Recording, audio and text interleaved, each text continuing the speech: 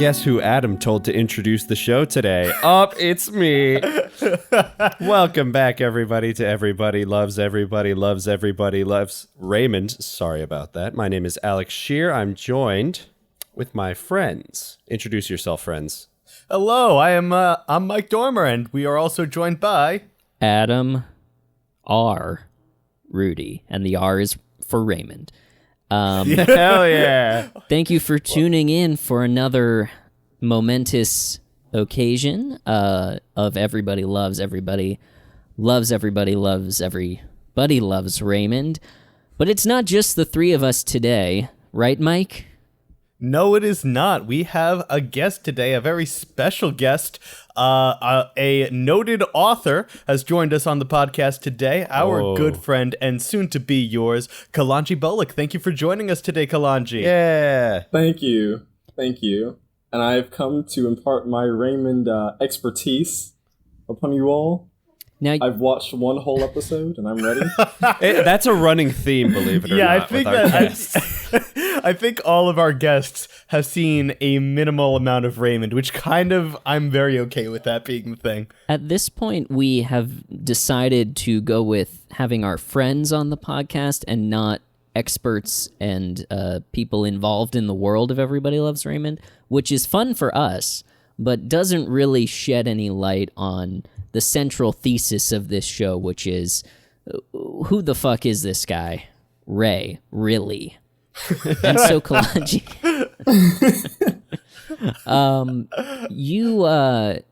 you're working on a book right now, and I wanted to ask you, is it about, just to make sure that we're covering all the bases here, and this is technically question 0 because we're going to get to the first question that we ask all of our guests. But this is question 0, the pilot question, and then if you like it, we'll take the questions to series.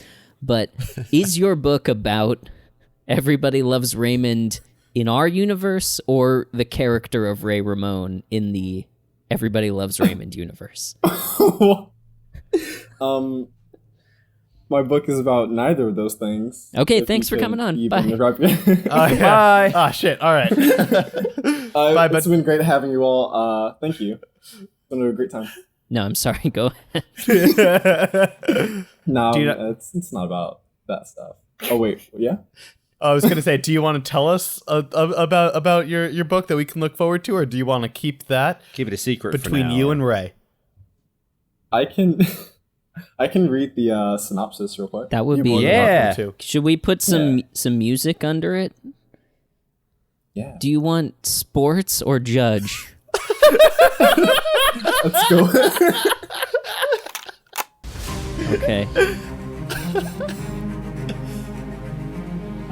Young Aster dreams of greatness with his swordplay. In a world dominated by the self-serving and cunning magi, Aster was born with little innate magic talent, save for a memory that's sharp and eyes sharper still. His eyes and the co-equals working for the house and heritage of Melchior changed drastically as Melchior is ascended to the council overseeing their eternal city. But things are not as they seem. Aster discovers secrets that hold the city in a strangle and threaten to erase his and a multitude of lives around him. With the enemy hidden and crafting at their demise, Aster must learn to survive among the wolves and leeches of magi aristocracy. Wow. All right, thank you very much. Okay. That sounds pretty badass. I actually will read that. That sounds awesome. Yeah, keep us updated. Yeah, I hope that it caught your eye or your ear. It did. It doesn't make sense for the word podcast. Yeah. We might want to change this show to be less about Everybody Loves Raymond and more about fantasy novels. So thank Why you not for combine Everybody them? loves that Melchior. There you go. It sounds delightful, and we can't wait to read it, of course. But putting that aside, we have one question to ask you, and it's the question that we ask all of our guests. How do you know Ray? Is that what we ask? It sounded wrong. I think it was more of how did you meet Ray? How did Raymond expose himself to you? All right, I definitely not that last Was one. it not that? No, that was definitely No, it is. not. I think it's more likely that one than what I said. How? Well, How'd Raymond you did meet expose Ray? himself to me in this show. Oh yeah. Like, actually, I got a bit of a flash when the parents-in-law when they came over. Mm-hmm. Oh yeah. He was undoing the buckle of his. Yeah. Oh shit, that's right. That's we true. did He did expose himself to me. So did almost get some Ray dick. I yeah. got to see Little Ray. It was a weird experience because he asked himself earlier in the episode if he was gay. So that really spoke to me, and I was like, maybe he knew I would watch it like today. All right. Yeah. Prior Viewers out there? to your interaction with Little Ray today, how'd you know Ray? Or did you? In real life, and not the Raymond verse, but in real life. Yeah, in the real life. Yeah. I kind of just knew him as like, and just like, what about airplane food? That is You know, exactly just kinda what that our guy. previous guests. Yeah, but that's That's not isn't him. that a line That's associated with Seinfeld. Seinfeld? Yeah. Wow, 2 in a row. That's beautiful. Well, well, that's what this podcast is about: is correcting the common misconception that he is the airplane food guy, when in fact he is the aren't my Italian American parents crazy guy. Yeah. But did you watch Yeah. this show, Everybody Loves Raymond, before, or is this your first time ever seeing or hearing of it? Maybe not hearing of it, but seeing it. No, it was on like one day when I was doing homework in high school, and I just like didn't turn it off, so I couldn't tell you like what it was about. But this is like my first episode like that I really like watched and like tried to see like what's going on in the show. What's it all about? Can it make me laugh? The answer will surprise you. Don't reveal it until the end. We'll see. I'm not going to. We'll find out if you laughed. That's kind of similar to. I guess it's actually not similar to anybody's experience that we've talked to so far, but I think that's similar to a lot of the wider world's experience of Raymond, which is that's on in the background. I'm focusing on literally anything else, because why would I ever turn my gaze upon these people? If you turn your gaze upon him, it will never turn away again, and that's a danger. That's what we're Eventually, finding. you'll commit yourself to making 210 episodes of a podcast dedicated specifically to this filler show. But yeah, okay, so you never actually sat down and watched it. You just kind of knew of it and had it on the background a singular moment during a high school. Did any of it anything look familiar to you? Did any of like the colors or facial features ring true to you? No. A little bit. Adam, what kind of question was that? The question is, did he have like? Does it ring a bell at all, or did it make zero impression? I'm gonna say, so here's the thing, right? We've had this before. I think we gotta find a way to connect everybody. I think Ray Romano as an actor has touched everybody's life in some way. Let's find a connection. Did you ever watch the Ice Age films? Yes. Okay, so There it Yeah, we got him. We got him because he's the woolly mammoth. What's what's Manny. the woolly mammoth? Manny. Oh, yeah. he's not Sid? No. nope, that is that If is we're gonna bring up Ice Age, we actually should know who Sid is actually. well, since Brad Garrett. we're planning to give Everybody Wait, loves Manny. is that his brother? yeah, his Yeah. Raymond? Yeah, Brad Robert. Garrett's the brother. Oh wow, that's small world we live in. John Leguizamo is Sid the Sloth. Oh, really? I Yeah. actually didn't know that. That's actually kind of funny. But yeah, It's kind have you of ever fun. Yeah. It is kind of fun. Have you ever seen The Big Sick? No. All right, never mind. Have you That's ever another- seen Parenthood, like season 6 on? Okay, no. Have you ever seen King of Queens? Yes. All right. Yes, I've seen a bunch of it. Have you seen the episodes where Ray Barone appears in a crossover event? There's like 6 of them. There's probably no, I don't think so. Well, a lucky Doesn't ring a man. bell. No. Well, at least we all have Manny. I've been spared. It seems like every generation is touched by Ray in a different way, don't you think? Like, I do. people our age who are not doing this podcast seem to know him best from Ice Age and then have no interest in continuing to follow up with him in The Big Sick. What else is he... You ever see Grilled? Parenthood. Wait, what'd you Grilled. say?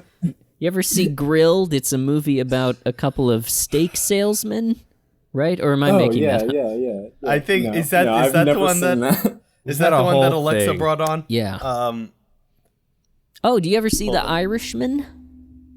Oh, that's right. No, I was supposed to though.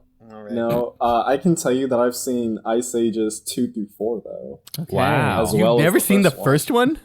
No, he's seen the like I saw the first one, and in addition to the first one, I saw like the rest of the bad ones. I actually watched the 5th one for the first time like a month ago, and you can skip it. Yeah, you could skip it. Is he in the 5th one? Yeah, no, he's still Does he there. reprise his role a 4th time? They don't pull a do? Transformania Oh, he does, and yeah. replace him. Well, the only other notable thing that we have not brought up that Ray Romano appears in is the HBO show Crashing. That's it. One episode, right? One episode. Yeah. Well, as we've discussed, Ray We're gonna Romano is cut a all weird of- cultural figure. Yeah, I was gonna say. All of that Thanks from when for you coming said you've seen Ice Age. Yeah. Anyway. Ice Age is a great movie. Yeah, exactly. Yeah, I think we're finding that a lot of people in our generation mostly know him from Ice Age and vaguely seeing him in the background on TV in someone else's house. That's fair. Yeah, In Yeah. someone else's house specifically. I don't see any reason why a normal person would have it on in their own home. Yeah. Yeah, exactly. So, not having watched Raymond, this is becoming quickly our official, semi-official question number 2, as we find out that Okay, none of our yeah. guests have watched Everybody Loves Raymond. The qualifications to get on the show are surprisingly low. It's Like, have we had a be- conversation once? Be friends with us. That is Yeah. what it takes. Yeah, exactly. Or even a mutual friend of someone else we would take, Yeah. regardless of whether they watched Raymond or not. But our second question for you, just to recap, we went over episode 0, or question 0. Question Thank 0. you, Question 0. which was, is your book book. about Ray? The answer was no. We went over question 1, how'd you meet Ray? The answer was Ice Age. And now Yep. question 2, not having watched Everybody Loves Raymond, what did you watch growing up? Family Guy. Period. I respect Family it. Guy that and a little bit of Futurama. You big Futurama's animation a very guy. good show. Yeah. I mean, I was a kid, that's what we did. Did you watch any live action sitcoms or anything like that, or did you just stick to the tunes? No, I did watch one. Which one? Yeah. Every season and every episode of How I Met Your Mother. Yeah. All right. It's right. it's so good. I think I'm gonna do like a full series rewatch. You should listen to our previous episode when our previous guest, Valerie Blaine, mentioned rewatching How I Met Your Mother. This is quickly becoming the same episode, but she had an opinion about it. So it would be interesting let's do a bonus episode where the two of you We just rewatched the entirety of How Come I on Met Your alone. Mother. the two of you come on alone and we're not here, and you talk about whether or not rewatching How I Met Your Mother was a good idea. Khalonji, I recently, along with Ice Age 5 Collision Course, rewatched all of How I Met Your Mother, probably late last year, and it made me laugh, but man, it also shows its age. Oh, it doesn't hold up. Oh, No. I can handle that if it didn't help, if it didn't hold up to my childhood expectations of it. It holds up in a lot of ways, and in a lot of other ways, it kind of disappoints me. Like there's a lot of casual disdain for people who are different, which is not fun. What a polite way to say. I think that's the nicest way I could put it. Okay. I just resisted the impulse to mention January 6th again. God damn, can we go 1 week, Adam? Nope. Oh my God. Just not bringing up this. I know the trial, but like, come on. Okay. Can we get? No. Listen, if Ray Romano makes an appearance in the trials, then we can talk about it. But if not, man, I want to talk about this episode so bad. There's just so much to dissect. I know. That was like, this is not like. Hey, this is not a person. This is just like Ray is a collection of ideas that Raymond Barone really kind of just wanted to put on TV, and he was like, I got to put in a character. Wink. Yeah, I think it's kind of like it's just kind of like a young man cosplaying as an old man who's not allowed to say anything except he has like a bullhorn and is like screaming at you. Oh, I see what you're saying. He says whatever he wants and then complains that he's not allowed to say these things. Right? But he's been saying that no one stopped him then and no one has stopped him now. It's just like kind of like that. I see. That makes sense. this is a very Frank diabolical view of Ray Barone. I'm not saying it's interesting because I walked away with a different kind of take. Don't get me wrong, Ray's incompetent. He's an idiot. It's interesting. We'll go into the details in a So second. he's saying Frank is the puppet and Ray Romano is the puppeteer. I definitely think that there's a little bit of that. I don't know if Ray was that involved in the writing for most of the episodes.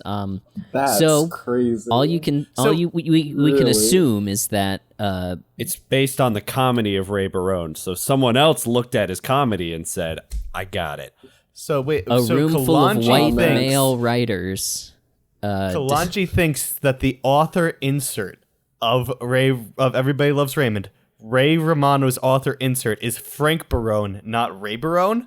It's actually kind of interesting. No, This is confusing. No.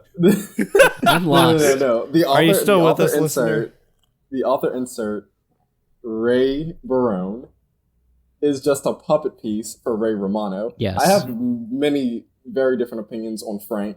Yeah. And we'll get there when we get there. But Frank has a place in my heart. Let's just say. I was gonna say something I feel about that. I was gonna say something about How I Met Your Mother, but I think I was gonna say that the cast of How I Met Your Mother, there's a good chance that some of them were at January 6th. Okay, so God damn it, Adam. we're gonna. It's gotta be brought up every fucking episode, I guess. It's topical Jesus. now. It is. We are gonna get into all things Frank, Ray, and Marie, Robert, and Debra. Right after these messages or something like that.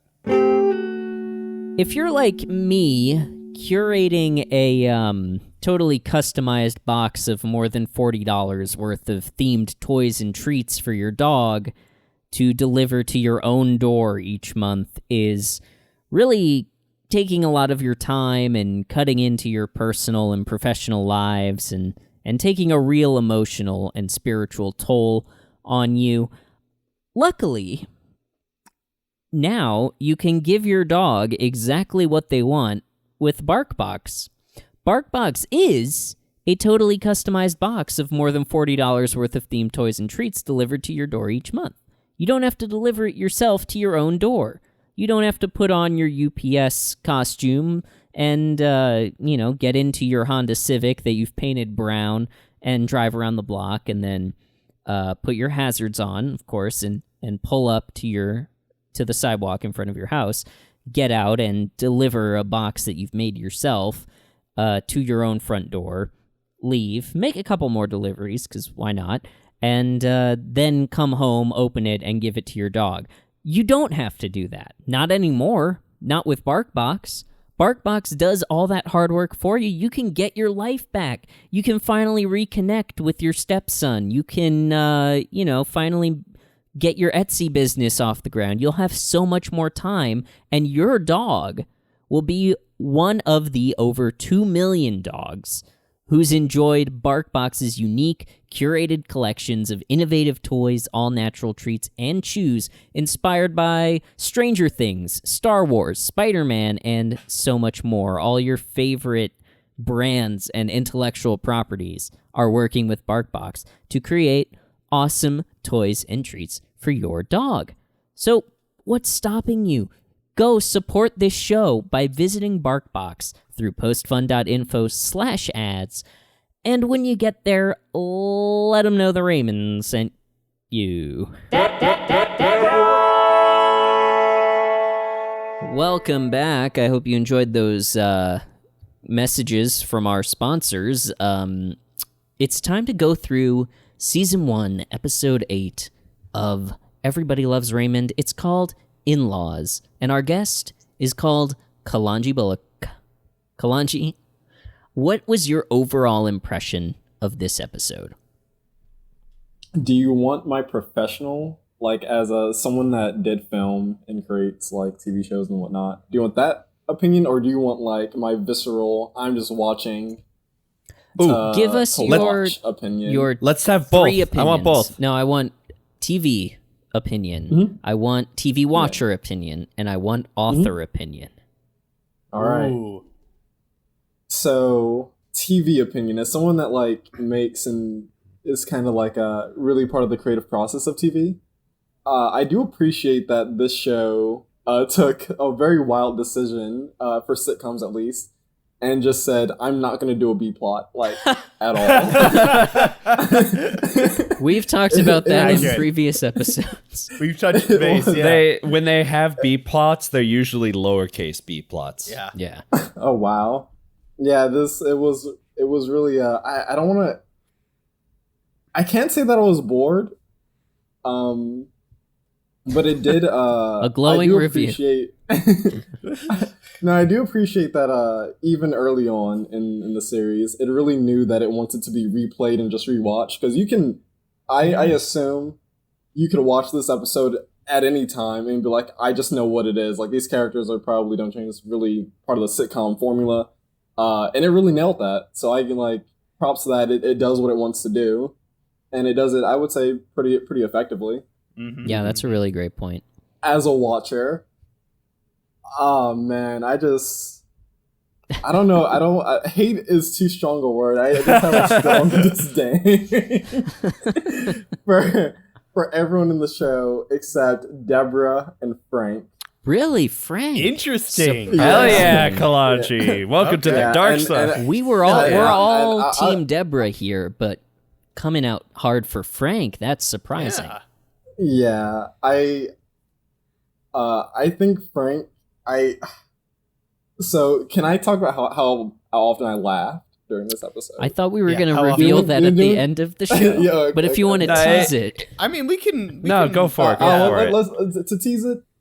Frank was involved with 75% of them with this episode, right? Mm-hmm. Okay. Okay. So he has a strong bias in my heart as an author. Yes. And this is the one that we're all really interested in.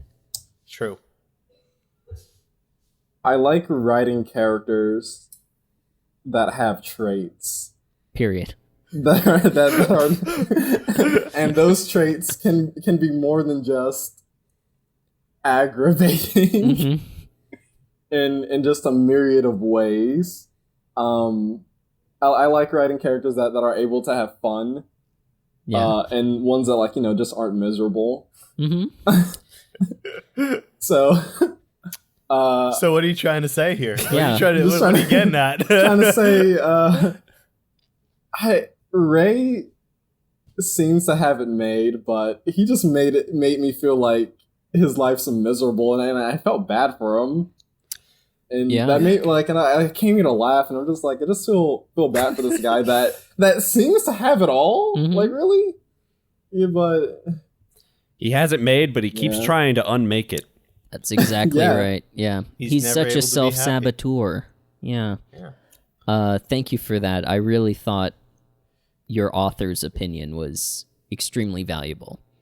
Absolutely. There's actually a very good episode later in the series that we're going to get to, because I think that in the later seasons the show does become a lot more self-aware, but where Debra harps on Ray to become an optimist, and he tries and he's miserable, and then shitty things start happening to him and he's just cheering and just like, oh, isn't it awful, I have to go to Alaska for 4 weeks, it's so yeah, he definitely especially in these early seasons finds a way to make things shitty. That's absolutely true. Yeah, he is a real... he's like a glutton for punishment. He's a masochist. Mm-hmm. Yeah. But I mean, like, we've met his family. That's true. Yeah, they also And I Yeah. mean, meeting the in-laws for the first time this episode, it's like a snake and a badger, man. Yeah. It's just... We'll get to it, but... How about we start getting to it? Yeah, Yes. let's get into it. So let's yeah. get into our... do we want to talk about ads this episode? Because we... Not really. Nope, no time. Okay. So we go to our cold open. It's Ray and his beautiful wife, Debra, in the kitchen. Their daughter, Allie, is smiling, looking off into space. And Ray, of course... we've seen this bit before. Oh, yeah. Those of us that are deep Ramonas? What do you call the Ramon heads? Maybe just Ramon heads. Deep in the Ramon Barone heads. Zone. Yeah, Barone deep. Zone. If you're lost in the Barone Zone like us, you'll recognize that this cold open is just a framing device for one of Ray's stand-up bits about thinking about being young and thinking about candy, and it's just like candy, candy, candy. And then when you get to be an adult, it's candy, cavities, a couple other things, and then am I gay?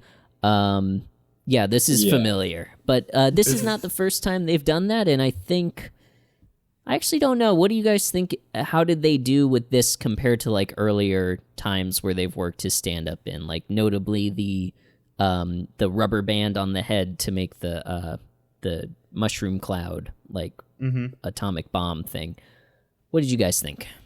I mean, I'll say that, like, generally speaking, it's interesting when the cold open has exactly zero to do with the actual episode itself. So I don't know if they did it well, but I thought it was pretty decently performed. I thought that the best actor in the scene was Allie. Yeah. I thought she did. I thought she was a did a very great job. believable, adorable 5-year-old. Yeah. So I'm in favor of that. But generally speaking, it was fine. I guess it was to grip people's attention before they cut away to commercial during the first commercial break, and they probably That is what a cold open is for. Yes. Yeah. Khalonji. Yeah, go ahead. I was just it cemented it what I like. I try not to come in with any preconceived notions, but I did come with a few. Like, I can't deny that. I am who I am. And when I sat down to watch, I was like, oh yeah, the laugh track is going to be doing some heavy lifting. It's going to be working overtime. It is, in fact, a because- live studio yeah. audience. How dare you? I've seen was it? photographs. Yes. Wow. It is I'm an extremely hyped up impressed. studio audience. Oh yeah, no, they Some give them t-shirts from a cannon. they give them cocaine before each Oh, yeah. episode. the applause sign is doing the really heavy lifting. Yeah, absolutely. Yeah. Okay. But what were you gonna? Yeah, was that it? Just like, God damn, they're rioting was- over this. It was. I was like, wow, they. That's funny. Cool. I was like, it was kind of just like, I'm glad they found that funny. They're really telling for you them. what's funny in this scene. The Raymond audience, we've noticed, is kind of like unhinged. There's one episode early on where Ray ruins a man's funeral, and they give him like boy. a standing ovation. They sure do. That's right. I mean that's a better synopsis than the actual episode. Yeah, actually, very. Yeah, there's some other stuff going on, but really, fundamentally, Ray ruins a man's funeral. And the audience Khalonji, loves would it. you... Khalonji, say you're an actor on a sitcom, and the actress playing your daughter hands you a piece of candy from her mouth. Do you pop it in your mouth? No. Neither. Yeah, me neither. I assume he popped it in his mouth. Mm-hmm. Yeah, Yeah, I yeah. noticed that. Oh, you missed that part? No, wow, I can't believe I missed that part. Yeah. Yeah, that was disgusting. It was quick. It seemed improvised, which concerns It me did, even yeah, more. when I Which was, is even more troubling. Yeah. Yeah. When I was taking notes, I tried to pause and I took notes, but sometimes I was just like, I'm just gonna let it roll.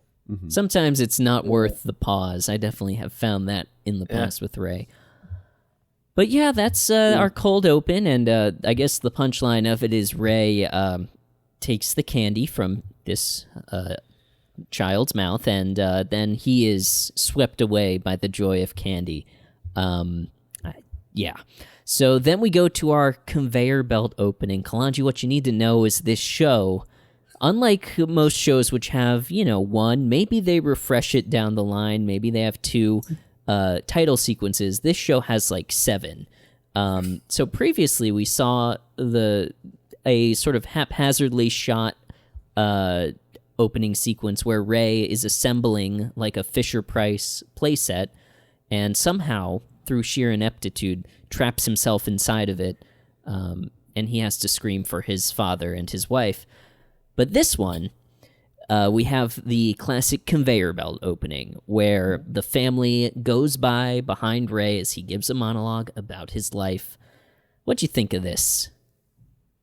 When I saw it, I was like, I know the show has more than one opening. I think the word I would give it is inventive. Yeah, I like it too. Like, yeah, I do think it's fun. It's like very different than a typical, Yeah. all I think of is Full House when I think of like typical sitcom openings. So Yeah, I do not dislike the conveyor belt opening the way that I dislike the playset opening. I think it's like kind of meta. I think it's fun. Go ahead.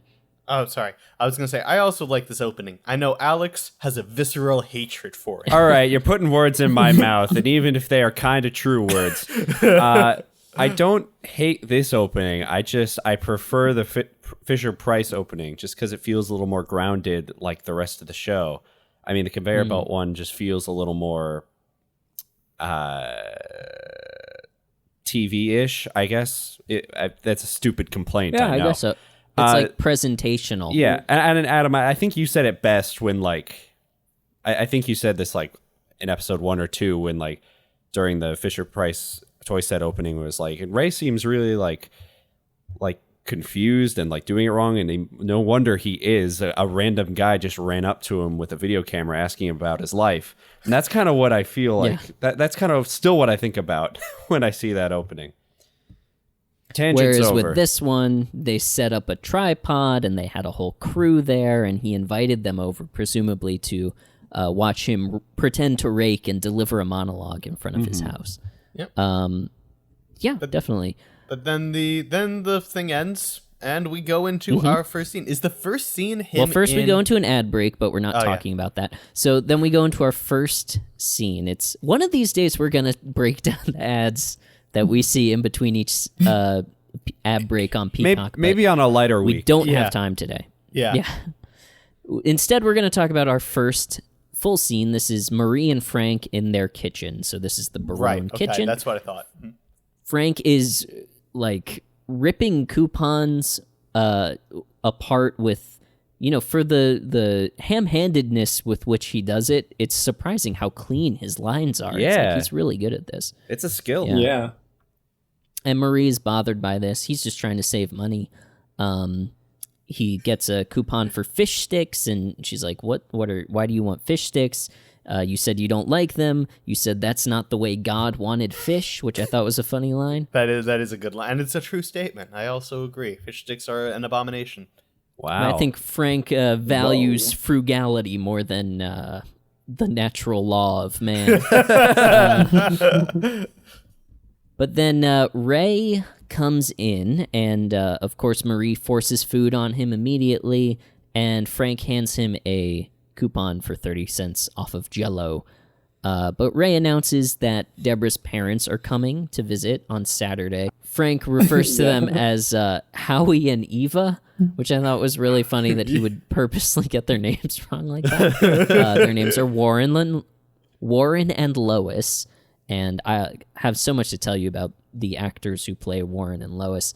But the Barones don't like them because they are pretentious. They travel. Warren buys sculptures, and Lois prefers dark chocolate. I thought it was just shocking how jealous and weirdly I don't know what the energy is, resentful towards Debra's parents. What was your guys' thoughts on this scene? Oh, well, yeah, I definitely thought that it was weird, and especially when you get to later scenes in the show, where they're they're a little bit more high class, but it didn't seem warranted how much hate that they got, and it really threw off the end of the episode for me. But yeah, I thought it was weird how much they hated them, and I'll just leave it at there for now. Yeah, I mean, because I wanna expound more on this later. Okay, fair enough. Right, another tease. I You're really our most tantalizing guest, Khalonji. You really are. You're good at this. I will say that I also thought it was very much, I think that we all have a certain amount where we understand this, the super rich kid that goes to Paris for the weekend on his or her parents' private jet. It's not their fault. It's not fair to hate them for it, but I think we understand the gut reaction of the shake fist kind of thing. Still a bad look. I'm with you, especially when we meet these people who, they're, as Khalonji said, upper class, not quite as snooty as these guys are making them out to be. I mean, I would barely even describe them as upper class. I'd say they're upper middle class. They're definitely the Barones are Long Island and they're Connecticut, and I think that's there's a sort of stereotypical difference there. For sure. Sure. Buying sculptures is not it's not like he's an oil baron or something. It's not like he's got a ranch or, is...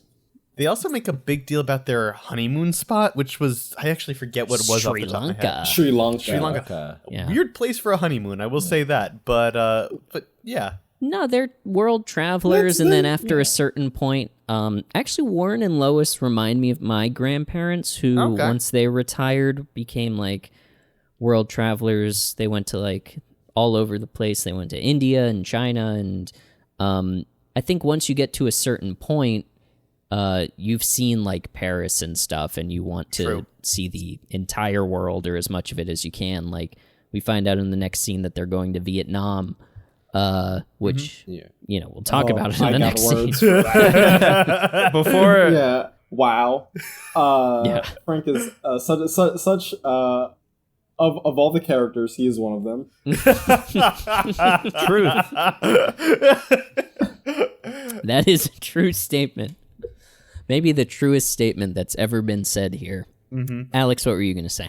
Well, I will agree with Khalonji. Frank is certainly a character. I will say this scene with Frank when he's just doing the coupons, this is the kind of Frank shit I remember and love, where he's just being a kooky grandpa, and he's not being a misogynist. Just a weirdo. That's great. Yeah. Before Vietnam comes up, Frank is great. Frank's cool. Yeah. Before that point, Frank's awesome. There is one point. I'm not sure if it comes up before or after Vietnam, but Frank and also Ray use countries that aren't America as the punchline. What do you mean? I don't remember this. Well, even just in like this scene when they're like they went to Morocco for Christmas. Yeah. Yeah. So like it was Morocco, and then it was Vietnam twice later. Oh, and Cambodia also. Yeah, Cambodia too. This is a real globe-trotting episode, and it's the sort of globe-trotting that people are not happy with Americans or certain types of Americans for doing. For sure. Yeah. I will say this. As the scene progresses, Ray says something to the effect of, hey, they're not our favorite people, but they're important to Debra. And They don't care. They don't care. But I will say that compared to the pilot, like, I gotta give Ray a bit of a hand. It was a much more direct way of dealing with it, trying to get in front of things. In the pilot, he tried to bury the lead and forget it. That being said, I'm very confused about why Frank and Marie have to be involved here. Like, why do you even need to inform them that the in-laws are coming over and stuff like that? Why can't it just be Grandma and Grandpa visiting? There was a line about this where I think they asked something similar in the episode. I don't remember specifically, but I think Ray said, like, Mom, Dad, you live across the street. They're going to want to see you. Okay. It's the proximity thing. Yeah, which for the first time in the show, I think, is causing problems for Frank and Marie and not the other way around. True Good point. So Ray sort of is trying to convince them that they have to be nice and put up appearances and, not to get there too quickly, but I do think that Ray at the start of the episode is actually doing a pretty good job of like trying to keep the peace, but man, does it he falls fall off apart pretty quickly. Jesus. Yeah. It's I think the issue is at the end of this scene, instead of eating all the food that his mother so diligently made him, he took one bite and then he left. I want to point out That something whole plate of food was there. that I just realized is in a later, like almost the last scene, when Frank asks Marie to cook something, and she says, there's frozen ziti and something else. Ray is eating ziti in this scene. Oh, Do you Oh. Ziti Attention gate. to detail. Continuity. Yeah. Do you think that Marie saved that ziti for I Ray? do. Yes. But then she that got is 100% in her character. she got mad at him for reasons we'll get into and gave it to Frank. That's right. That's her way of spiting him. Oh, shit. Wow. It's all food with Marie. That's It really amazing. is. That's a really impressive detail, actually. Look at My opinion I of just this realized. episode has gone up. You like that. You like that continuity. Yeah, I appreciate the craft. So the next scene, we go back across the street. It's Ray and Deb in the living room. I thought Debra's line about who taught you how to dust. Ray is literally slapping his furniture with a rag.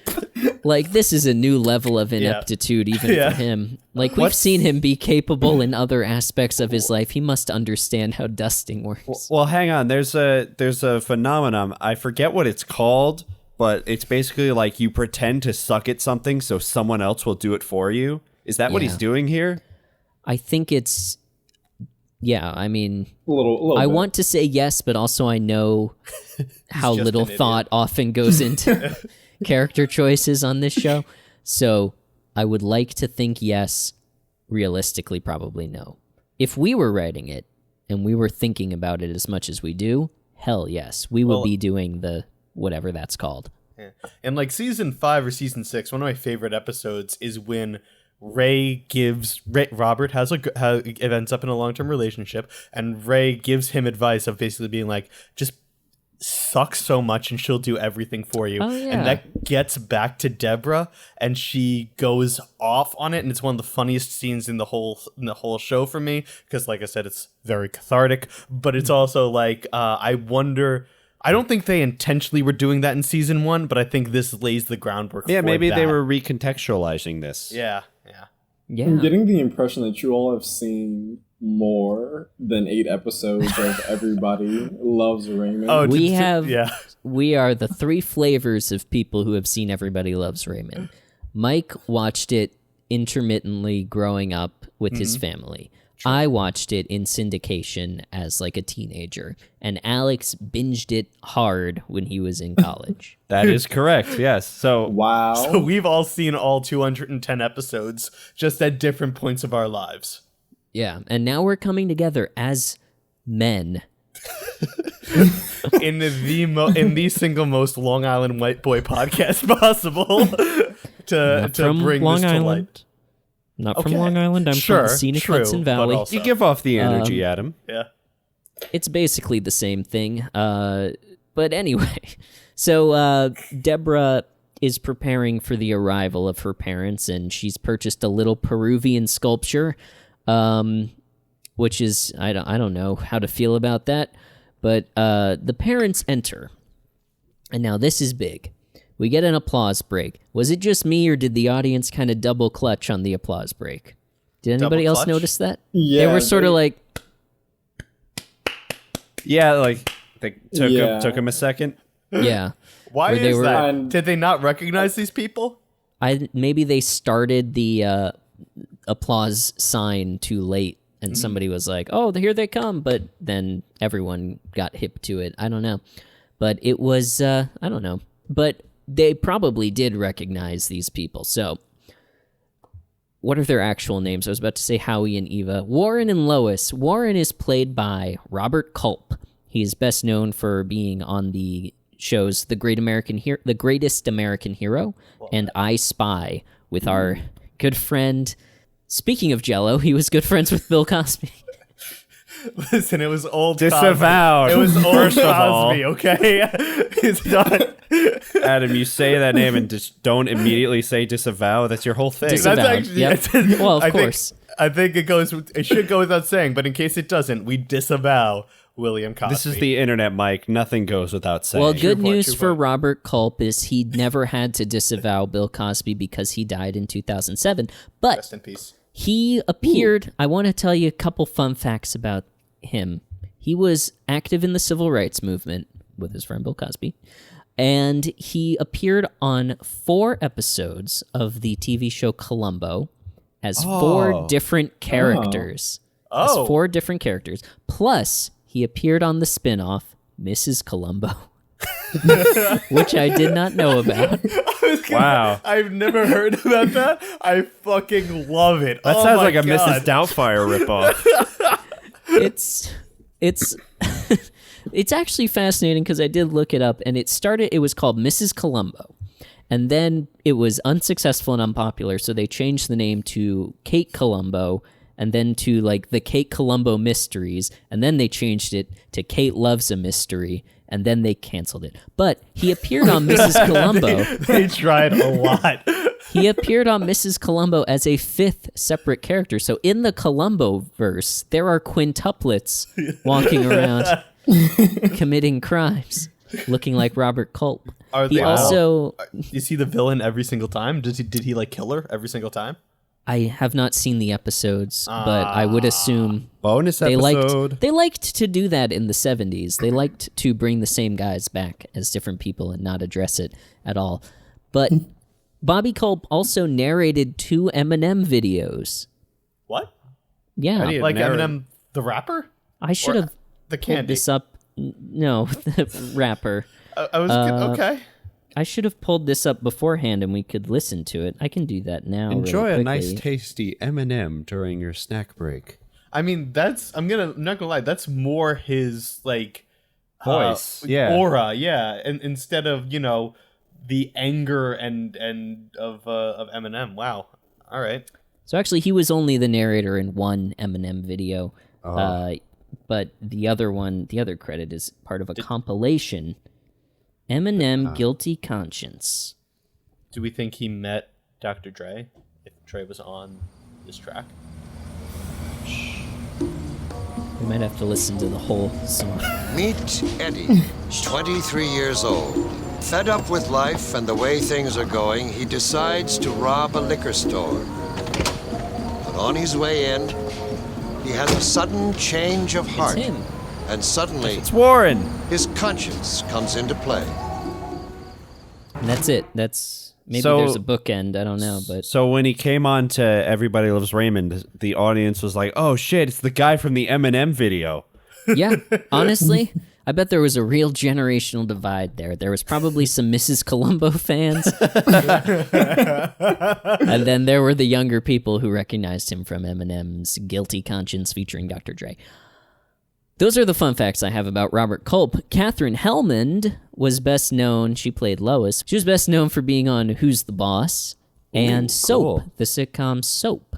But her last major role, and in keeping with the theme of us only knowing people from animated features, she played Lizzie in the Cars franchise. Oh. Who's Lizzie? What? I don't know, but she was I in think- all three is of that- them. I Is don't. that the car with the? Is it? Okay, it's Say the what lower you're gonna- back tattoo. And No, Christ, Khalonji. no. That's Sally. No, she's like oh. a. What the fuck? Do you guys look at? Are you guys looking at the tattoo on at the tramp stamps on cars? Is that the main poll for you guys? I mean, there was a pretty extended sequence where Sally is like, Yeah, I remember showing lightning that tattoo. Oh, That may have been the first Lizzie. Lizzie. Okay. Lizzie's the old card that like she's like a breaks down. Model T. Yeah, Right. yeah. Right. Okay. Yeah, I'm sure that tramp stamp scene was very formative for some young men Those at the poor time. men. Some young men in Those the poor audience. men Listen. who could never. Listen, of I all was the this close to becoming a furry, but then Cars, it changed my mind. I'm a Kari. of all the Kari. Pixar moms to get into, I don't know about that one.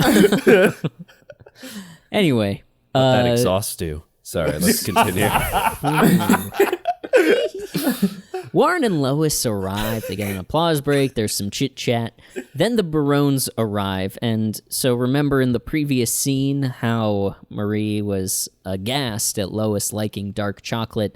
Of course, she presents them with a gift of milk chocolate in this scene. I thought that was kind of a funny bridge, a funny little runner there. But, just super passive aggressive. And then Fitz Frank, Murray. A little bit, it's Murray. And then I feel like, do you guys remember when Frank asked Warren where they're going on their next vacation, and he asks Maui and does like a gesture? Yeah. I feel like it's racist, but I don't 100% know why. I had this similar thing of just like, is that a reference to something that Yeah. I am not picking up on? But yeah. I think it felt racist. Yeah. I just I think it felt racist mostly because though like he brought up like Vietnam, Cambodia, Morocco. Yeah, The countries you wouldn't really consider like white. yeah. And then later he goes and they start talking about Paris and he's like, okay, he just doesn't like countries that aren't America. Yeah. Yes. We Right, but we learned that Frank does not like the French in this Yeah. video. I or actually this thought- episode. Yeah, this presentation, he I thought his line read on the French, I don't loved it. appreciate the French as a people, was really funny. It was great. Yeah, I'm with you. I've clipped I- that set. I've clipped that part from this episode and played it to people. It's really just again, Peter Boyle is too good for Frank sometimes. He's a really strong, he and Doris Roberts are like the best actors on this show. But anyway, wait. Warren is not going to Maui. He's going to Vietnam, and Frank, of course, says something about Charlie. And so that's number 2 on the countries that Yep. he's Now, got problems with. Now, it is notable that Frank is canonically a veteran, but of Korea. So it's I don't know. It's not that he's bringing up trying to tell about his war stories. He's just being a douchebag. I think that is yeah. And do you guys know what because this show originally aired in 1996? Like, was Vietnam more topical back then? a good Like, was it question. like fresher in the like cultural memory? 'Cause Let that me was like see what when- 78. I mean, Like, it was Apocalypse it was over, Now. but- yeah. It looks like most of like by 1987 and like the late 80s, like Full Metal Jacket and like they were making a lot of Vietnam movies, like not, in this time frame, but before. So I think Vietnam was not top of mind, but it was like already being sort of like milled for content. That's a disgusting way to say it. Yeah, I was gonna say, I get what you're going for, but yeah. They were, I guess I will say, it was being used as the inspiration for art. Better. That's Better. a much kinder way to say it. Yeah. Milled for content. But yeah, so I don't know. Yeah, it was more so just because just the way that they used it. I was like, what did they think about it? What did they think about Vietnam? Like, what is Frank trying to say when he's saying Vietnam as like the punchline of this joke? Like, oh, you guys went to Vietnam. That's a really good question. Like, yeah, I don't know what like the perception was at the time of Vietnam, and I think Frank is just generally like a rah-rah jingoistic America guy. I think you're right. So I think he was like, Vietnam, weren't we in a war with them? More than having any. I mean, I'm sure he is. I think we can deduce he's prejudiced against the Vietnamese people. Yeah, I think that's a fair statement. I think that's a fair assumption. Fair. I think the he's root of that. It's more than just he has a few gamer moments. He touches on a couple of people that he's prejudiced against in this episode alone. Yeah.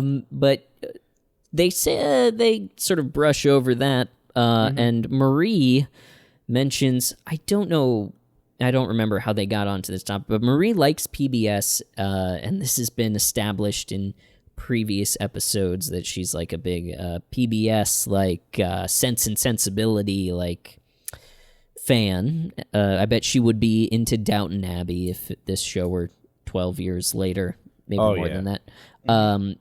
But then Warren and Lois mentioned that they had just seen a show at the Performing Garage called Stomp.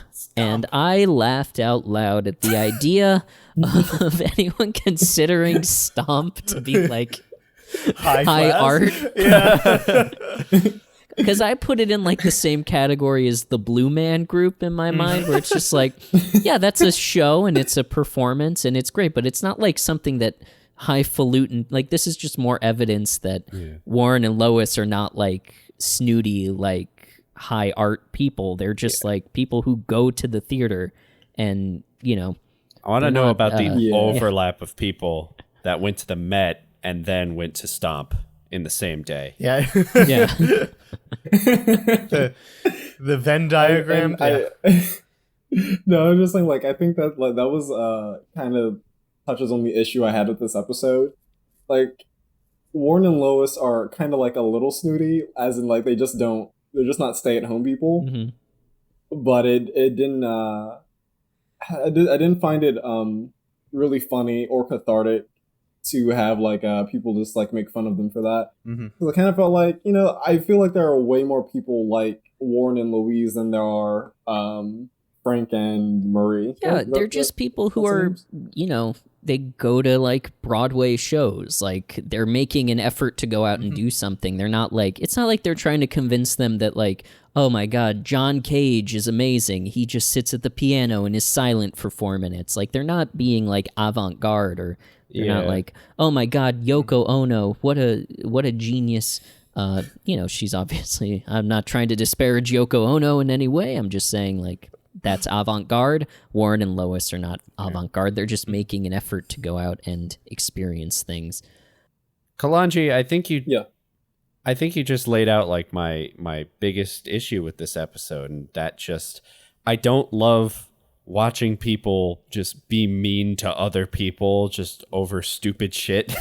Yeah. And it's just like, this episode in particular was just uncomfortable to watch for that. Like, Warren and Lois are like, they're fine people, and like, if I met them, I'd probably have like a half decent conversation about them, ask them about their lives and stuff, and like it's just, I don't know, I didn't like it for that.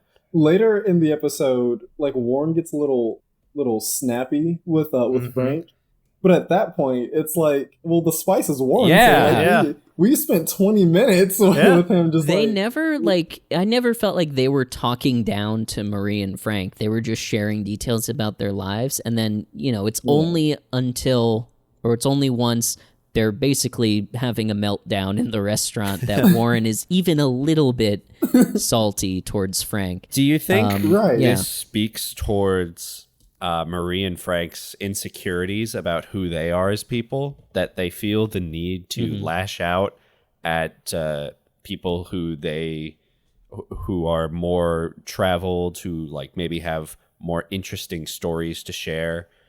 That's kind of a take I kind of felt going into this. No, I think that's totally right. I think it is like the root of it is envy of, you know, they're doing all these amazing things, not even amazing things. They're doing, you know, things. And I think it's easier to, when you're Marie and Frank, to be like, oh, we don't need to do that. That's stupid, than to make the effort to go and do things.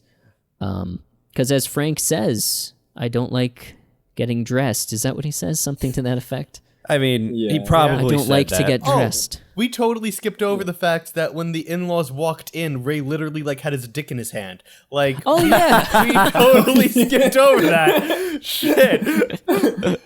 What has the show come to that we missed that? Yeah. Yeah, that We missed a was the first time Ray exposed himself to Yeah, exactly. we Jesus. missed a potential horny count. Potential. Yeah. Nah, this ain't horny. Yeah, so Ray is adjusting his fly, or is it? Yeah. So no, Deborah doesn't like his pants. Deborah is he comments on It's his fly starting? and his belt buckle. Oh, and his belt buckle. Yeah, he's starting to change, but it's weird that he was just like, "Oh shit, knock at the door. I better change right here." So yeah, he's. I mean, Yeah. And then he turned to face them like as they walk Yeah, he in with their doesn't legs. turn around. oh my how you God. doing, bud? Hi, I'm Ray. I live here with little Ray and my wife, Debra. He's doing the conveyor belt opening, but instead of raking, he's undoing his pants. And Honestly, a much more sinister opening to the show. Yeah. Can I clarify something? yes, Yeah. Yeah, so when I said the show like didn't make me laugh, I don't want to be like every time, you know, they tell a joke, I need to be gut busted on the floor laughing. Yeah.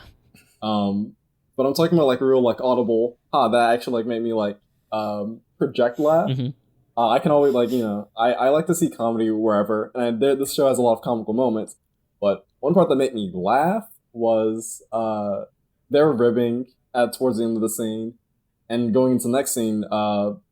What are Deborah's parents like last name? I don't know. So we didn't find that out until they go to the restaurant. I had referred to them as the Debras in my notes prior to that scene, but their last name is the Whalens. Yeah, the Whalens are like, oh, you want to see more of us? Why don't you come to dinner? And Ray has perfect comedic timing. No notes. It was hilarious. He just turns to them and says, huh? I thought the Whalens were so kind to, when Lois even invites Robert, I was like, oh my God, what a kind woman. Honestly, arguably too kind. And also, I also will say, like, not even bringing, the kids don't come, right? Like, No, and we Grandma- don't know where they go. Grandma and Grandpa were didn't even, exactly, because they're, presumably they hired a sitter, but at the same time, it's like, Grandma and Grandpa make the trip to Connecticut, and they're more interested in hanging out with Robert than Allie? What the hell is going on here? Mike, it's not about the kids. It's not about the kids, I keep forgetting. That would have been a good excuse, too, for Marie and Frank to be like, oh, we Yeah. should really stay home and watch the kids, and you guys can go out to They had an live out. all day. They didn't take it. And it's really funny because if like the show wanted to run a B plot, like that's what, like basically that's basically what the kids are for in every like sitcom. Yeah. Yeah. Oh, we need a B plot real quick. Throw them in there. That would have been a great idea, but unfortunately, as with many great ideas, It's not on this It almost show. seems like the writers forgot about the kids in this scene. Like they're not, they don't come down. I think. Oh, and we do have that exchange where Lois is like, "Where are the kids?" and Ray's like, "In jail," and then Deborah's like, "They're napping." So that would explain why they're not in this scene. It does not explain why they didn't go to the restaurant. They're still napping. Yeah, They wake up, Mom, Dad, hello. I like to think that Bernie and Linda came over and watched the kids. I hope Wouldn't that to be God nice? not. Holy shit. Oh, those poor Bernie kids. should die. Bernie in a should hole. not be around children. Bernie should, we've discussed this before. Bernie should get Leo'd, okay? Khalonji, Bernie is Ray's friend, who is a jet ski salesman who tried to get him to sexually harass a waitress in a previous episode. Yeah. But anyway, so we cut to the restaurant, and I just wrote down, this restaurant cannot possibly be in Lynbrook. They must have gone into the city because it is This just ain't too Lynbrook, nice. yeah. This is not Yeah. Lynbrook. Not Lynbrook. I want to tell you about the maitre d'. His name is Wayne C. Dvorak, and he played a waiter or maitre d' 10 times in his career. Wow. Many classic sitcoms. Good for That's That Wayne. was his character actor. wheelhouse. Good for He Wayne. was a professional waiter actor. Many actors start out as waiters, but only Wayne continued to be a waiter and an actor at the same time. Do you think that Wayne really loved that fact, or that he hated it? That like even when he was achieving his dream, he was still kind of doing his day job. What's Wayne's story? I'm sorry. You talking about the waiter just reminded me of Robert's interactions with him. Yeah, well, That waiter we'll is get Richard Stegman, and he only has one other credit on IMDb. I don't know if he's dead or not, but his name is Gerard. And yeah, Robert's anxiety in this scene like really put me on edge as well. Like, No, I loved it. I'm almost surprised he didn't pull a gun on Gerard because he, as we've seen previously, Khalonji, Robert is a bit high strung. Happy trigger finger. got a trigger finger. Yeah, I just want to say I've been holding this in since we started the call. I think this show, at least this episode, like shows police to be what they are in a way that no other show has even come close to. Yeah. I think I laughed almost at everything that he said. That Robert said. Robert is the fact that he's like one of the funnier characters in the show. And lately, for us, not lately in history, but lately for us watching these, he's been getting some good lines in there, some really strong laugh lines. Brad Garrett's a really good comedic actor. Oh yeah, no, hilarious.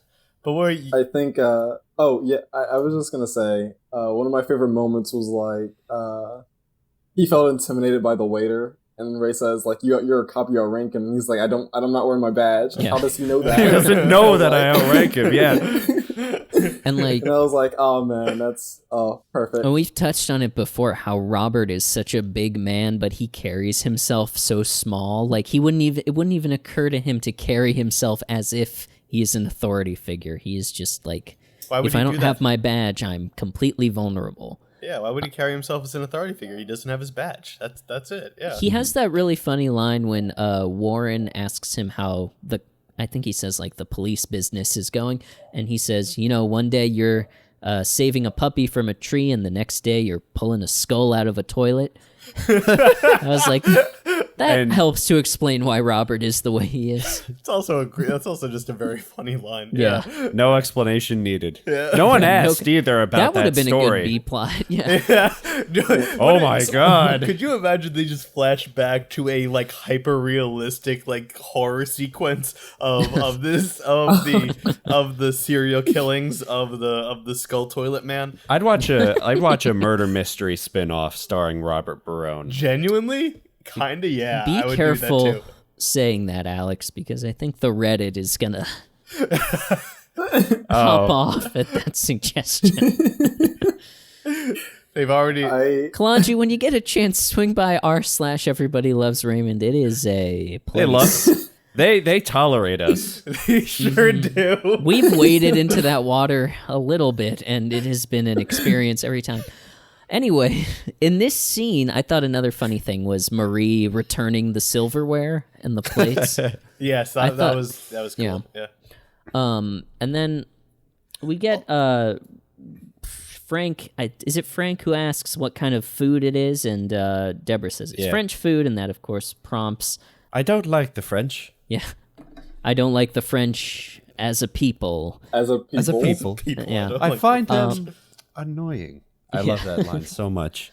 But then that prompts Warren to tell his anecdote about Provence.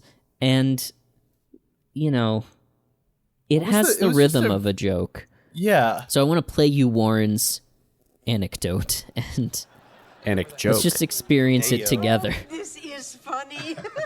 We were in Provence, and I asked our waiter, what are all these little herbs sprinkled on everything? And the waiter says, herbs de Provence.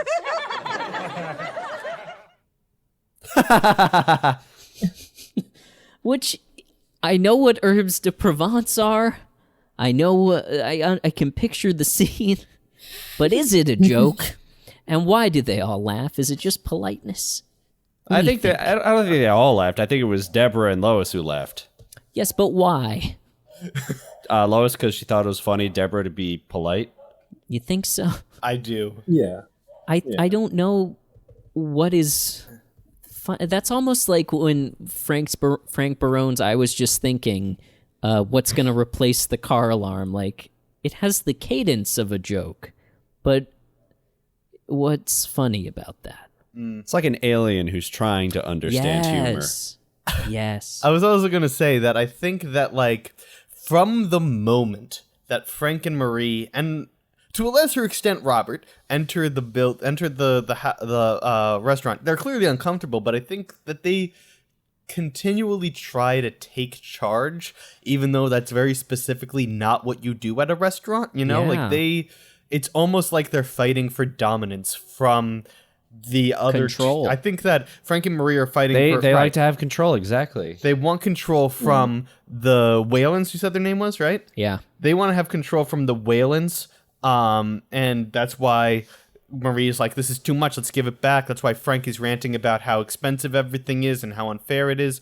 I think Robert is also fighting for control, but I think he's oblivious to that conflict. He's fighting the waiter. Yeah, he's like, this fucking guy is trying to He's doing it. He's in his own battle. He's extremely paranoid. You could easily just like look it up as a like pack structure. We got the alphas in the Whalens. Yeah. We got the betas in the Barones. Mm-hmm.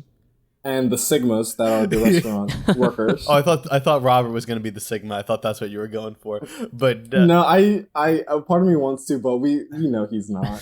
We've seen that, man. I don't We've think I know seen enough, them. and you don't need to explain it to me. But I don't think I know enough about alpha, beta, sigma dynamics to. I wasn't gonna explain it any further than God. Okay, so Frank asks the waiter for rye bread and then completely melts down when they don't have them. Oh, the waiter comes back, right? And Yeah. he's trying to get their orders, and then I left my notes. I forget what. Help me out here. So he's trying to get their orders. Yeah. And then The specials. I forget what sets. It's what sets Ray off. Dungeness but, like, this is crab. about the time that he. And it costs $32. Dungeness crab. And Frank is like, $32. Warren, you're getting ripped off or something. And then They talk about Yeah.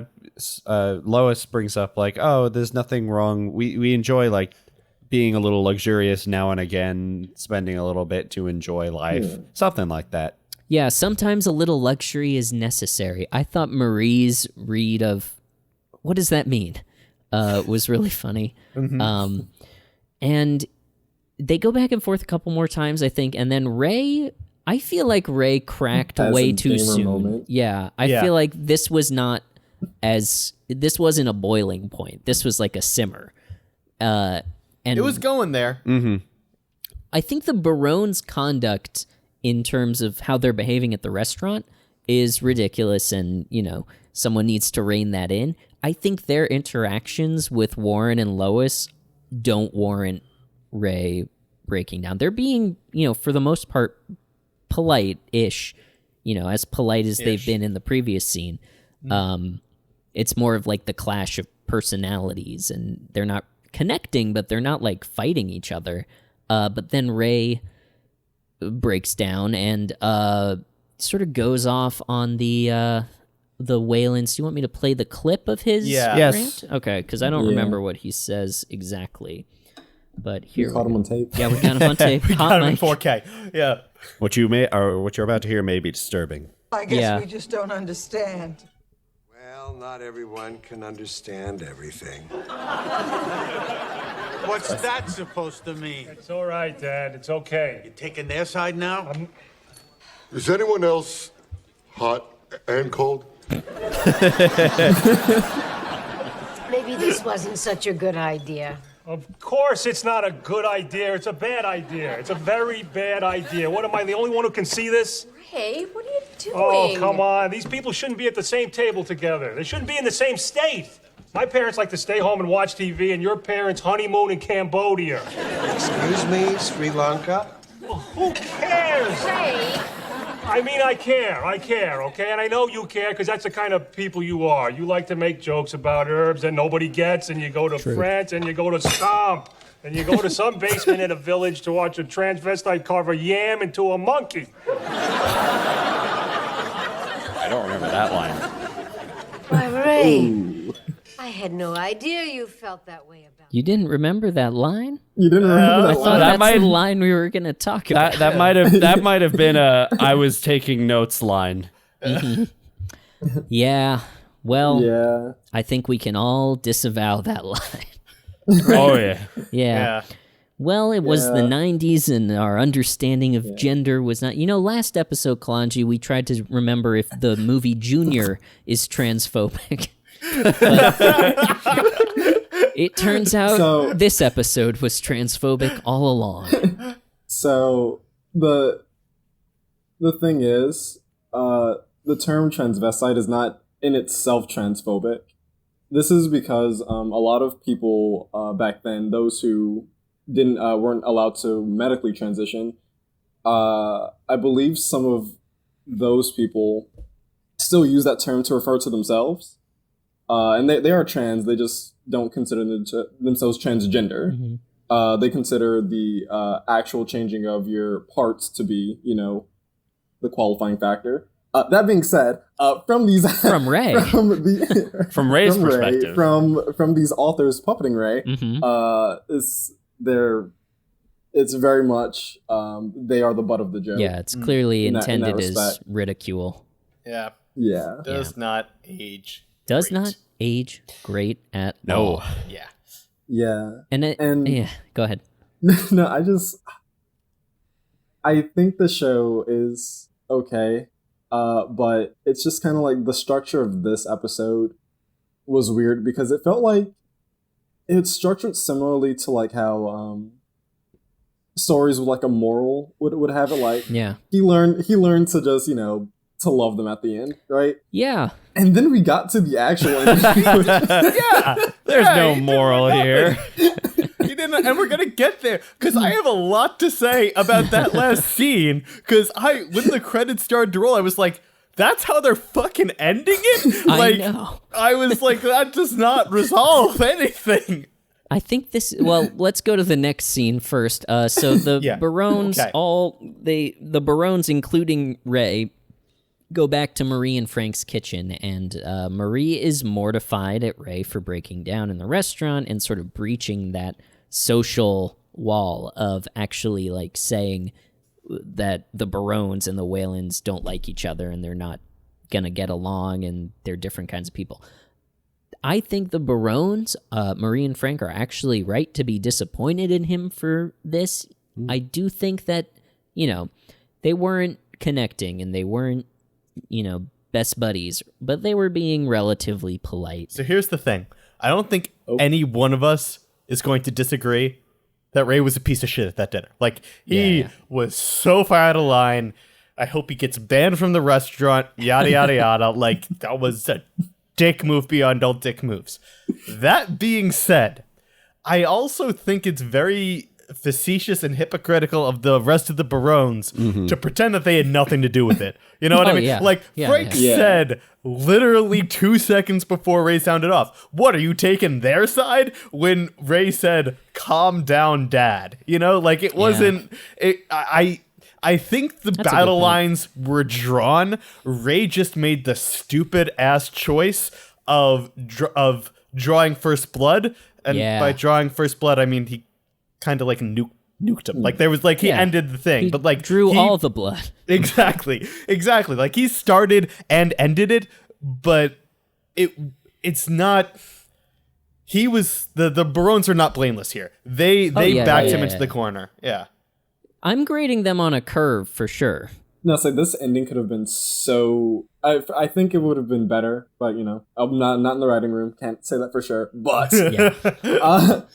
I think that if you just switch the personalities of the Barones and of the Waylands, and like the Waylands come in, they're snooty the entire time, and they're just being nasty to the Barones, and then Ray goes off on them, and then he comes home, and they're like, "Why'd you do that?" He's like, I'm just defending you. Like, I think that would have been pretty funny. Or if like, since we were primed, when the Barones were first on screen and they just hated the Waylands. The Waylands came in and like upped the ante on them and were just like even more rude to them even. I think that like it could have worked out, but the ending didn't really hit for me because it was just like the Waylands are just kind of normal and the Barones are being really mean. I mean, exactly. Here's what I think, right? Like, I think this episode sacrificed a moral lesson for comedy's sake. Like, obviously, this ending was written to like kind of catch you off guard and make you laugh. Like, I feel like that was the intention behind the choice. But I feel like this episode as a whole would just, if they changed nothing but cut like a couple minutes here and there to add an extra scene at the end where they, you know, sat down and actually talked about it and resolved things, I think then a lot of the problems with this ending would be fixed. Do you think they were so excited at the prospect of building a restaurant set that they were like, we have to stay there so long that we cannot have a resolution to this episode? Or maybe they had one and they were like, oh crap, we're 3 minutes over. Put it on the DVD. We'll just cut it. Yeah. Totally. The resolution is that his wife says that she says, makeup sex doesn't have to be with you.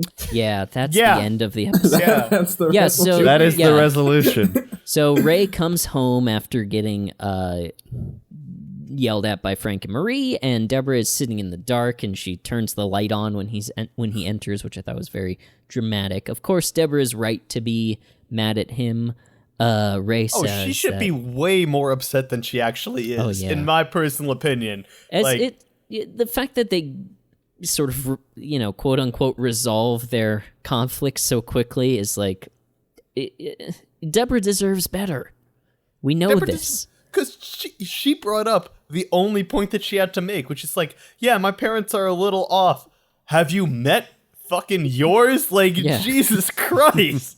They're there every single day just criticizing her, and she does nothing. And I'm so, Ray can't Debra take it. is trying to, you know, maintain the peace and have a, you know, not a fully positive relationship with her in-laws, but, you know, get along. And then Ray, the slightest bit of, you know, provocation, I'm sure that Marie and Frank have done. We've seen Marie and Frank do worse, and Debra hasn't popped off on them. I was surprised that Debra didn't talk to Marie and Frank about their behavior. I would have liked to see a scene at the end where all the, you know, the parents and the kids, like the 3 generations, gather together at like Nemo's or something, and they get along and they realize that despite their differences, they can have a good time together. And Frank, like, maybe we could even have a scene where Frank, like, soberly apologizes to Warren, and Warren sticks out a hand, and Frank is like, but I'm still not going to Vietnam with you, or something like that. Mm-hmm. They could even you get Warren to confess that the French are a little annoying, just like something like that. You could even have like an end of scene joke at Nemo's where Warren is like, "Oh, do you have any tiramisu?" And the waiter's like, Nemo's like, "Tiramisu?" And everyone laughed. Susie the waitress can like drop her cigarette in his drink or something, like, you know, like really That actually- worlds collide. Yeah. That's actually really smart because it's Maybe the reversal of the worlds that they've been trying to. What if Yeah. Bernie's there and he like taps Warren on the arm and he's like, hey, check this out. Angelina, can we get some Parmesan over here? No, wait, hold on. How about this? At the very end, Yes. it's just like a 3-line scene. You hear the ripping of paper off screen. It's the Waylands and the Barones. And Ripping and he's coupons like, together. It's just like that. Yeah. And it's like, oh, this is fun. And like, the episode ends right there. That's all we needed from this. That's We like just another needed one 10 more seconds. scene. This is why we need Oh, an yeah, author on this podcast. That's fucking brilliant. That's great. Somebody who understands TV as a student of the art, as a watcher. Just call it just callbacks, man. Yeah. Audiences love that shit. Yeah. And Hell Warren- yeah. Love that mess. Yeah. I read the comment. Hey, listen, it ain't for the kids, okay? Like, Not about the kids. It ain't for the kids. It's not about the kids, okay? We can curse. Do you guys- Actually, that leads me into my next segment question. Do you guys consider the end of this episode to be a knock on the cum counter? Do we think so? Khalonji, one of the things we track on this show is whether or not Ray and Debra fucked in the episode.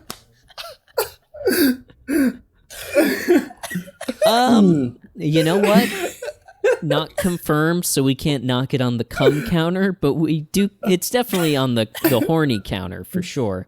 It's definitely on It's the a horny meter. little question mark on the cum counter. A second Yeah. question mark. If we start the next episode with, hey, it was great how we fucked after we talked about my parents and yours not getting along, then we That can is the knock cum it. counter. Yeah. Yeah. Oh, I will also say, just like the fact that Ray had the audacity to go from "you were super disrespectful to the people that raised me" was like, "I know, so we fucking or what?" Like that was just such a You quick down? turnaround. It was just like, holy shit, dude. Do you want me to tell you what Mummenschanz is? Do I Do you want to know remember what that? Mummenschanz is? That is one of Ray's smart people references. They are a Swiss mask theater troupe who perform in a surreal mask and prop-oriented style. They are basically... You remember Jabberwockies from America's Best Dance Crew? They Very were the vaguely. 70s version of that. Oh, okay. They were huge for a while. They were on The Muppet Show, and they were on Sesame Street. They are still cats. active today, 50 years. Can you believe it? Good for So Ray- Mummenschanz, right? Yeah. Ray brings that up and then tries to fuck his wife. And Mike, what are your thoughts on that? I think Why? I think it's generally good to want to fuck your wife. However, I think that there is a time and a place, and this was not the time, and it probably was the right place, but it was not the yeah. right time. Mike, you said your own quote wrong. What- You said your what's my quote? catchphrase. What's my catchphrase? It's wrong? good to screw your wife. It's good to. Sorry, it's a I good do thing. think the original was it's good to want to screw your wife. I think the addendum to that catchphrase, though, is that it is also good to screw your wife. It is indeed good to screw your wife. Kalonji, that's just one of the things that Mike We're having said mugs on the made. show that we are having mugs made about. But yeah, so that's the end of the episode. It's an abrupt end. There's no resolution of the conflict, Sucks. as I there hate this often ending. isn't. But that's the end, and there's one thing that we do at the end of every episode. We rate Ray's performance as a man, a husband, son, and father on our patented barometer. We compare him to the great television dads on a scale of 1 to 10. At 10, you have the true goats. You have Danny Tanner. You have... Who's the other one I always go to? I'm blanking. Uncle Phil. Uncle Phil from The Fresh Prince. These are the great men of TV. On the other end, at the ones, you have men who actively harm their families. You've got Walter White. You've got Don Draper, men of that ilk who do more. Peter Griffin. Yeah. Yeah, I think Yeah, Mike's Peter Mike's Griffin. brought up Peter Griffin a couple times Yeah. too. There we I go. have.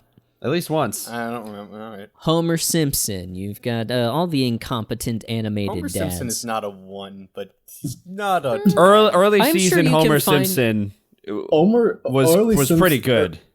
Yeah, he cared. choked Bart like all the time. I think, just the choking Bart alone, but I think you can find evidence in 30 years to argue that he is a terrible father. Yeah, probably. But we only have one episode to go off of, not 30 years worth. Based on our viewing of In-Laws today. So, Khalonji, where is Ray coming in on a scale of 1 to 10 as a man for you today? Oh, man. So is it 3 categories of husband, father, and... 1 score. Yeah, you don't have to... Oh, it's a 1 score for everything. You don't have to quantify... You can. It's like, how was his performance this episode as a family man? Was he a decent human being? Yeah. No. As a husband, he was pretty dismissive of his wife, but he is attracted to her, and that's a big thing. It's not like other sitcoms where it's like, oh man, I hate my wife. Mm-hmm. He does love his wife at the very least. He's not a 1. He can't be a 1. No, can't be a 1. He's very rude to her parents, so that brings him down a little bit. Mm-hmm. And he was not a father of this episode at all. That's true. he literally ate his kid's candy. That's all we know about him as a dad. He presumably left them home alone while he and his wife went out to dinner. They were napping. I'm giving them the benefit of... Yes, I'll say I think he's below average, so he's probably around like a 3. Okay. All right. I say 3. All right. Not 4 because I feel like he was too rude and he wasn't a good father to kind of give him the benefit of the doubt. Like, yeah, he loves his wife, but even in spite of that, he was still very rude to her parents. Mm-hmm. Okay. And he's kind of an idiot in general, so like brings the general score down as well. He's a bad person. He sucks. Yeah. Mike, where are you coming in on this episode? I actually had picked it out before Khalonji even started speaking. I also put him at a 3 because he actively, okay, he doesn't punch anybody. Good. Awesome. It's about all you can say, he starts off really, really strong. We see some character development from the pilot, because in the pilot, he would not have had the direct conversation with his parents. He would have sent him off to Bear Mountain or something.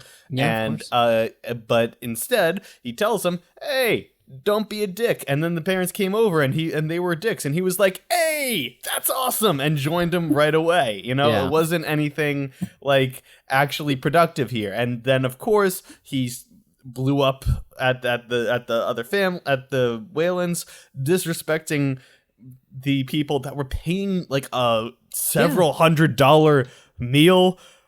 It's a even though their grandparents restaurant. Were not fucking there. Like, they did not need to be that kind, and they were just like a little bit kind of rude to his parents, which was very warranted. And yet, after much provocation, exactly, and it just led to them falling off. And I'm just gonna say absolutely a 3. I think he did an absolute dog shit job of trying to keep the peace, of trying to make his wife happy, of trying to be a son. I mean, I guess he thought that he was being a good son by going to bat for his parents, but he kind of did the opposite, made him look worse. So yeah. All right, Alex, where are you coming in this episode? So I've been bouncing around a little bit in my head throughout this discussion, but I've landed at a position which I will share with you in a moment. Just going through my thoughts here. A little bit of suspense. I'm learning from Khalonji. Just a little bit of suspense.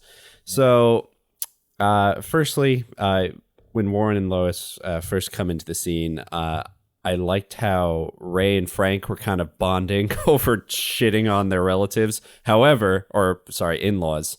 However, bonding is only, a positive score when you are not bringing other people down. So that is not a good thing. But it otherwise would be if they were like making fun of something that didn't have feelings. Yeah.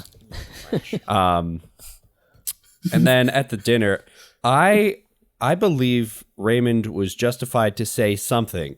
He did not say the correct thing. Mm-hmm. What I think he needed to say was, in a more calm manner, like Adam, like you said, it wasn't the boiling point, it was a sizzle. So I think he should have had a sizzle amount of kind of, volume, and directed kind of his issue more at his parents than Debra's parents, because up until like 20 seconds before he spoke, like they had not fired a shot, and the shot that Warren fired was very mild, like not anything crazy. So I feel comfortable putting Raymond at a 3.5 because I